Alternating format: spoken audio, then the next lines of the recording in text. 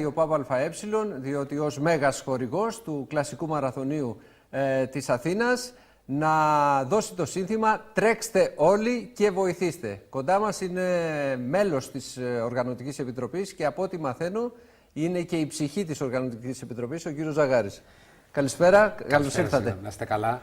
Η ψυχή είναι ο πρόεδρος της Οργανωτικής, ο Κώστας Παναγόπουλος. Μάλιστα, αλλά και εσείς είσαστε από κοντά και προσπαθείτε να προμοτάρετε όχι μόνο στην Ελλάδα αλλά και στο εξωτερικό τον μαραθώνιο. Ασφαλώς, σαν προηδήμαρχος του Μαραθώνα, πιστεύω ήταν υποχρέωσή μου αυτό που κάνω.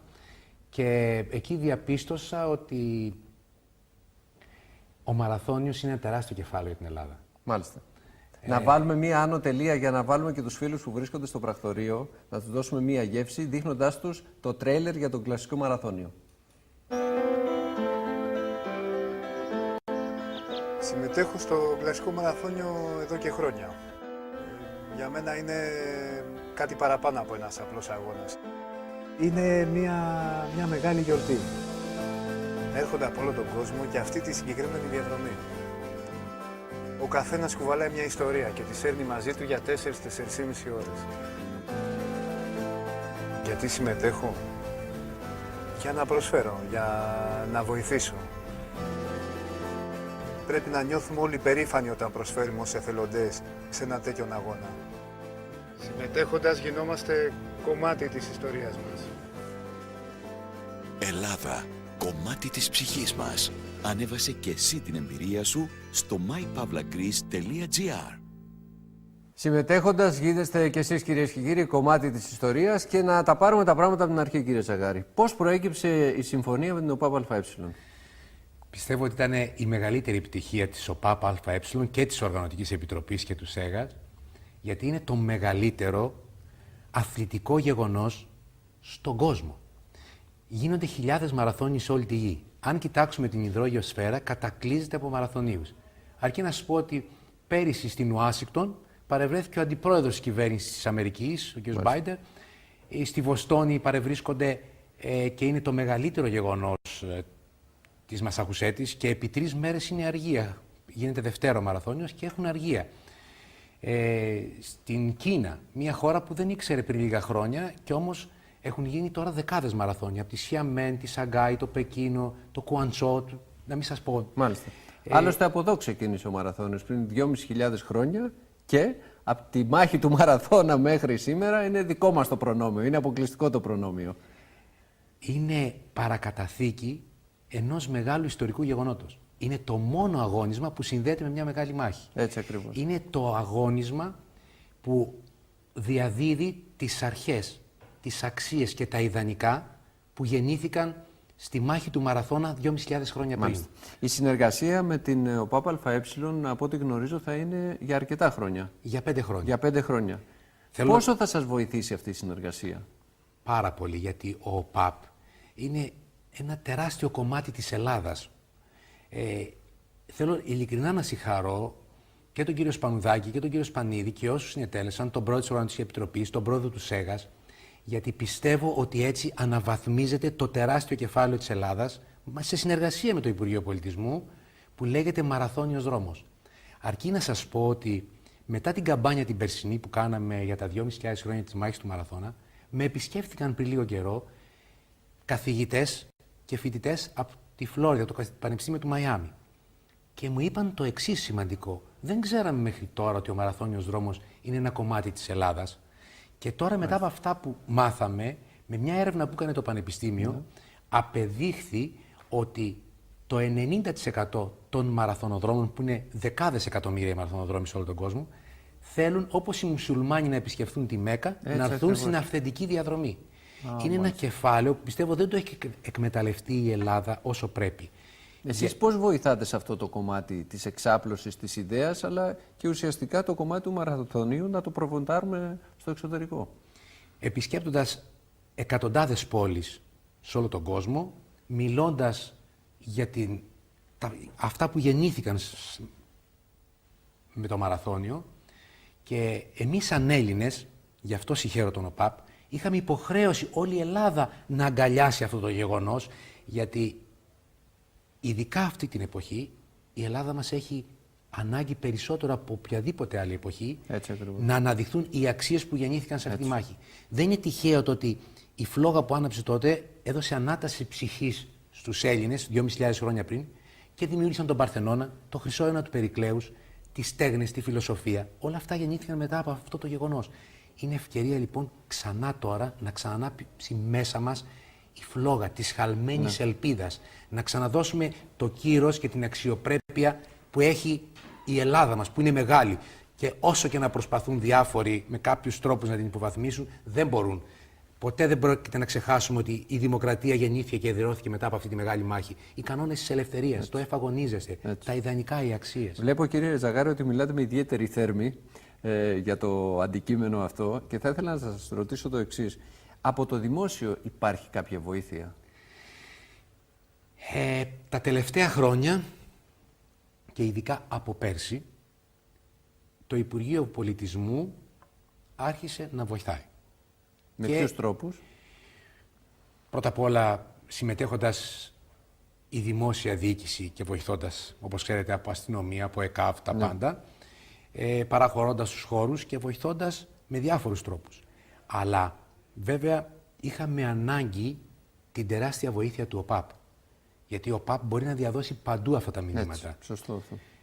Φέτος αντιμετωπίσαμε ένα μικρό πρόβλημα με τις φασαρίες που γινόντουσαν στο Σύνταγμα. Γιατί ο κόσμος δεν ξέρει και ακύρωσαν ορισμένοι αθλητές από το εξωτερικό. Αλλά αυξήθηκε πάρα πολύ η ελληνική συμμετοχή. Αυτό θα ήθελα να σας ρωτήσω, ήταν η επόμενη ερώτησή μου αυτή. Πώς είναι η ανταπόκριση στους Έλληνες? Τεράστια. Δηλαδή, τεράστια. Τεράστια. Να φανταστείτε ότι τα 5 και 10 χιλιόμετρα έχουν κλείσει από καιρό, δεν είχαμε θέσεις άλλες. Ναι, γιατί οι υπεύθυνοι για τα αγωνίσματα έχουν βάλει ορισμένα όρια. Σωστό. Πόσο κόσμο μπορούν να διαχειριστούν. Για τι αριθμούς μιλάμε? Πιστεύω στο σύνολο 5-10 χιλιόμετρα, 700 μέτρα και των παιδιών θα είναι περίπου στις 22.000 μαζί με το μαραθώνιο. Νομίζω ότι όλοι αυτοί στέλνουν και ένα δικό τους μήνυμα γενικότερα πέρα από το κομμάτι του μαραθωνίου, ότι σε τέτοιες εποχές είμαστε ενεργοί πολίτες όλοι και θέλουμε και να φωνάξουμε, γιατί ζούμε σε τέτοιες εποχές περίεργες, γι' αυτό και όλα συμμετέχουν και στο μαραθώνιο. Δηλαδή είναι ένα πολυδιάστατο γεγονός, θα έλεγα. Είναι το μεγαλύτερο αθλητικό και ιστορικό γεγονός που μπορεί να δείξει η Ελλάδα. Είναι το μεγαλύτερο. Και δεν το λέω εγώ επειδή είμαι το μαραθώνα. Και εγώ δεν το πίστευα πριν ξεκινήσω αυτή την καμπάνια και γυρίζοντας στις εκατοντάδες πόλεις που κάνουν διεθνείς μαραθώνιους. Από το Βερολίνο, στη Βομβάη, στη Σανγκάη, στην Αμερική, στο Ουάσιγκτον, Νέα Υόρκη, Βοστόνη που είναι ο παλαιότερος μαραθώνιος και που έχει κερδίσει το 46 ο Κυριακίδης. Έχουμε Σικάγο, Τορόντο, Μόντρεαλ. Έχουμε μαραθώνιους που είναι εκπληκτικής διοργάνωσης, αλλά από πέρσι είναι και στην Ελλάδα μας, μπορώ να σου πω, καλύτερο σε διοργάνωση ο μαραθώνιος. Εφάξιος του Βερολίνου και των άλλων μεγάλων του Λονδίνου, αλλά γίνεται μια καταπληκτική δουλειά. Ξεκίνησε η δουλειά αυτή να ανεβαίνει συνεχώς πριν από 4 χρόνια, όταν μεταφέρθηκε με την πρωτοβουλία του ΣΕΓΑΣ η τελετή έναρξης από την Γλυφάδα μέσα στον αρχαιολογικό χώρο του Τύμβου. Εκεί, με ένα συμπυκνωμένο δρόμενο, καθιερώθηκε η φλόγα του μαραθώνα, που όπως ξέρουμε, έγραφε ο Θουκυδίδης, άσβεστη έμενε η φλόγα στον τύβο των Πεσόντων στη μάχη του μαραθώνα.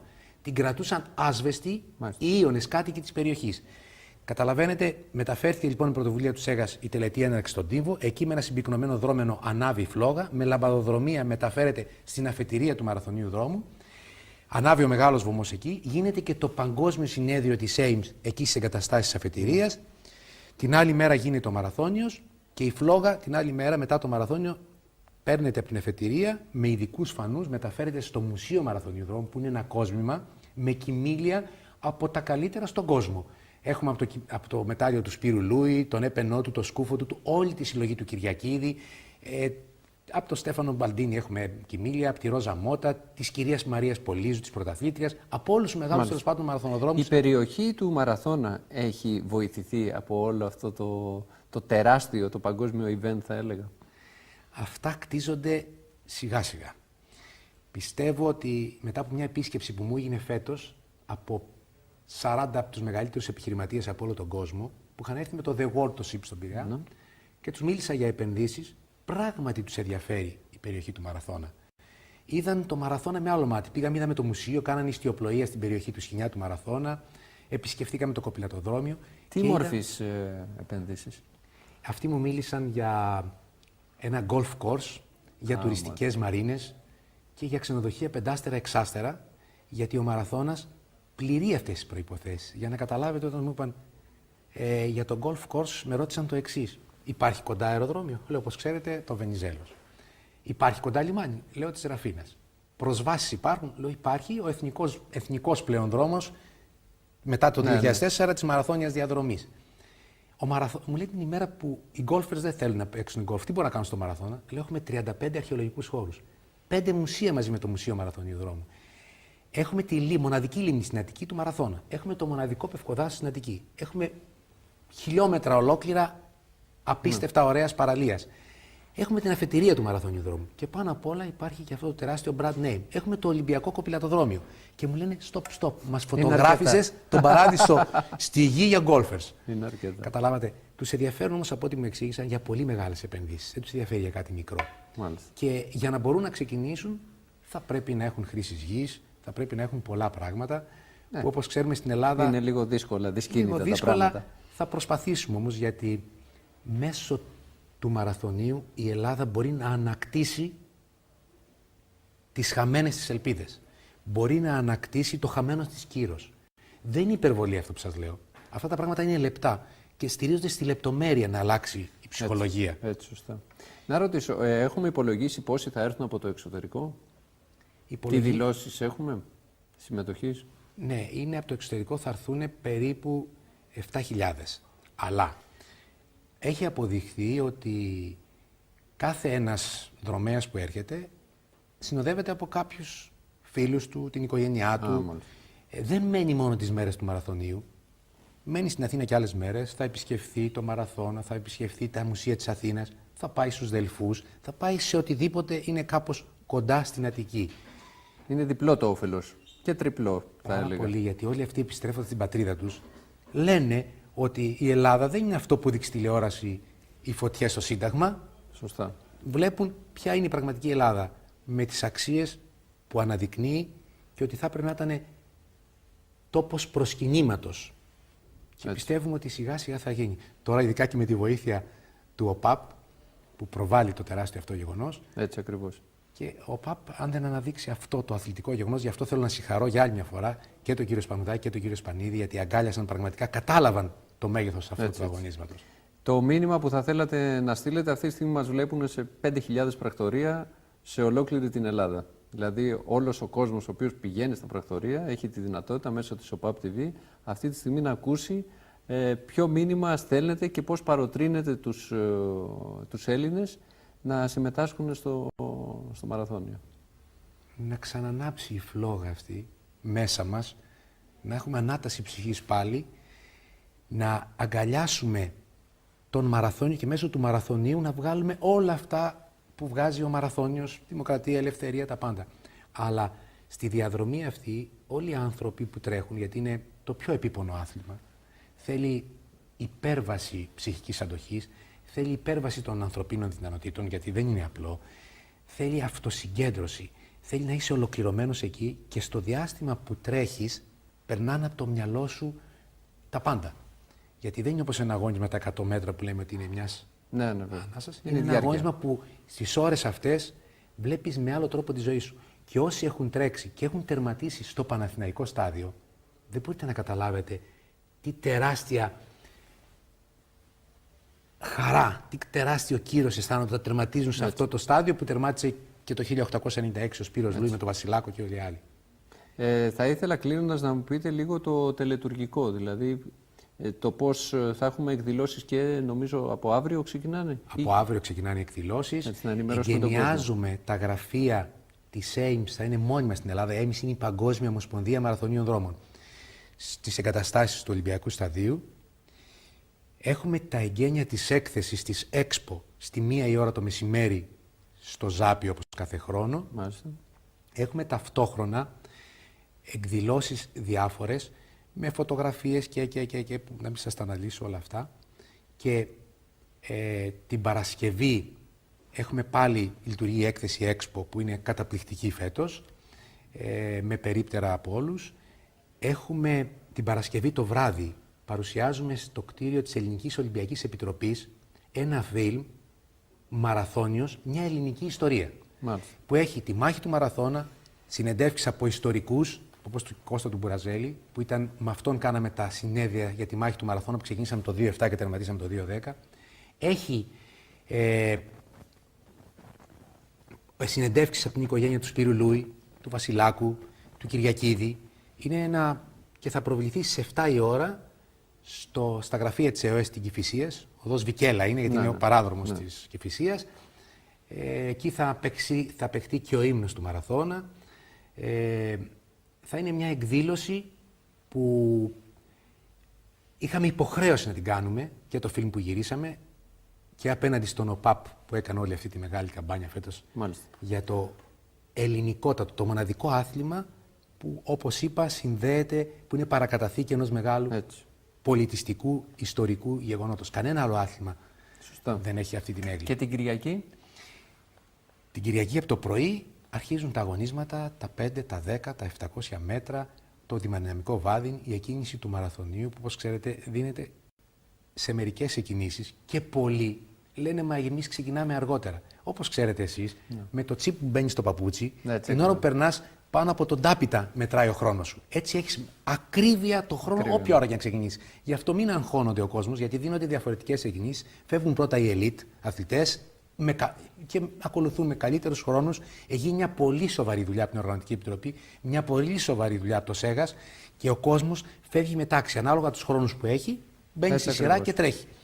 Και έτσι δημιουργείται ένας ασφαλής μαραθώνιος, δημιουργείται ένας μαραθώνιος στην αυθεντική διαδρομή, περνάει από τα καλύτερα σημεία που έχουμε, από την Ηρώδη του Αττικού, τερματίζει στο ομορφότερο στάδιο της γης, μπορεί να είναι στενό και να μην βολεύει για να τερματίζουν πολλοί αθλητές, αλλά μην ξεχνάμε ότι είναι το ιστορικότερο στάδιο, το Παναθηναϊκό στάδιο. Αυτοί που θα έρθουν έχουν να δουν πολλά πράγματα. Να δουν το Μουσείο Μαραθωνίου Δρόμου, το οποίο το εγκαινίασαμε μαζί με τον πρόεδρο, την αυτού εξοχότητα, τον πρόεδρο της Δημοκρατίας, τον Κάρολο Παπούλια, το 2009, που ήταν μια χρονιά που στη συνέχεια τοποθετήσαμε και τα κοιμήλια του Σπύρου Λούι. Μπορεί κάποιος να δει περίπου 3.500 κοιμήλια στο Μουσείο Μαραθωνίου Δρόμου. Και σήμερα ήδη πήγα και άλλα κοιμήλια και τοποθετήσαμε, που μας έστειλαν από οργανωτικές επιτροπές, από την Τσεχία, από την Πράγα, μας στέλνουν από την Ελβετία, μας στέλνουν συνεχώς και έτσι πιστεύω ότι είναι μεγάλη αξία το να βλέπουν τα παιδιά μας σε αυτό το μουσείο και έχει ενταχθεί και στο επίσημο πρόγραμμα των εκπαιδευτικών εκδρομών του Υπουργείου Παιδείας και έτσι πολλά παιδιά βλέπουν αυτό το χώρο. Και τα παιδιά που στρέφονται προς το μαραθώνιο και στις μεγάλες αποστάσεις καλλιεργούν και το πνεύμα και το σώμα. Αλλά να ξέρουμε ότι ο μαραθώνιος δεν είναι ένα αγώνισμα που μπορεί να το πετύχεις μόνο με την αντοχή και την καλή φυσική κατάσταση. Θέλει ψυχική συγκέντρωση. Είναι αγώνισμα ψυχής. Θέλει να δώσεις τα πάντα. Γι' αυτό το βλέπουμε από τους ερασιτέχνες. Κύριε Ζαγάρη, σας ευχαριστούμε πολύ, σας ευχόμαστε καλή επιτυχία και ελπίζω μετά, αφού θα τελειώσει όλη αυτή η ιστορία, να έρθετε εδώ με διάφορα βίντεο, με διάφορες δηλώσεις, έτσι ώστε να κάνουμε ένα feedback όλου του μαραθωνίου. Βίντεο έχω χιλιάδες να σας δώσω. Θα το κανονίσουμε, πάμε τη φλόγα, να ξανακάνουμε μια τέτοια συνάντηση. Είναι μια τεράστια, μα πολύ τεράστια γιορτή και το αισθάνονται όσοι πάνε με τη φλόγα του μαραθώνα και ζουν σε αυτές τις πόλεις αυτό το γεγονός. Βλέπεις Ελλάδα, βλέπεις σημαίες των 50 μέτρων που δεν έχουμε δει στην Ελλάδα, 5 μέτρα ύψος, σε όλη τη διαδρομή, ανά μερικά χιλιόμετρα. Αλλά για το ευχαριστώ που μου είπατε, όχι, εγώ σας ευχαριστώ. Εγώ ευχαριστώ τον ΟΠΑΠ, γιατί ανέδειξε πραγματικά, συμβάλλει τα μέγιστα για το μεγάλο αυτό γεγονός και ευχαριστώ τον Πρόεδρο και την Διευθύνοντα Σύμβουλο, ευχαριστώ τον Γενικό Διευθυντή, τον κύριο Σπανουδάκη και τον κύριο Σπανίδη, ευχαριστώ όλους εσάς που αναδεικνύεται το μαραθώνα. Πάντα επιτυχίες. Ευχαριστώ πολύ που ήρθατε στην ΟΠΑΠ TV. Να είστε καλά. Έτσι λοιπόν, κυρίες και κύριοι, ο κλασικός μαραθώνιος παρέα με την ΟΠΑΠ ΑΕ για τα επόμενα 5 χρόνια. Να το σημειώσουμε αυτό. Διαφημιστικά μηνύματα.